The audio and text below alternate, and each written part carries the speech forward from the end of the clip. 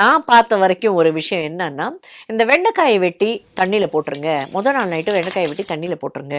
அடுத்த நாள் வந்து அந்த தண்ணிய குடிங்க. அந்த தண்ணிய குடிச்சா உங்களுக்கு சர்க்கரை வந்து கம்ப்ளீட்டா கண்ட்ரோலுக்கு வந்துரும்.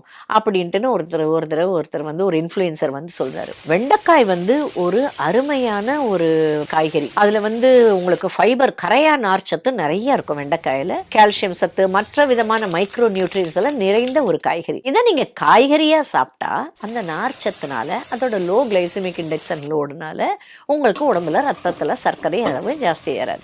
அதனால நீங்கள் தாராளமாக அந்த வெண்டைக்காயை வந்து வதக்கி ஒரு பொரியலாவோ இல்லை வந்து குழம்புல சேர்த்துக்கிட்டோ இல்லை வந்து ஒரு ஏதோ சாப்பிட்றதோ உங்கள் இஷ்டம். ஆனால் இதுவே நீங்கள் அதை கட் பண்ணி தண்ணியில் போட்டிங்கன்னா அதில் இருக்கிற வெறும் மியூசிலேஜ் தான் அந்த தண்ணியில் இறங்கும். அதை ஹோல் நைட்டு நீங்கள் வச்சிருக்கிறதால அது கொஞ்சம் லைட்டாக கசப்பாகலாம். அதை குடிக்கிறதால அதில் இருக்கிற ஒரு விட்டமின் பி சத்து அந்த தண்ணியில் கரைஞ்சி அது உங்களுக்கு வரலாமே ஒழிய அதனால் சர்க்கரை குறையவே குறையாது.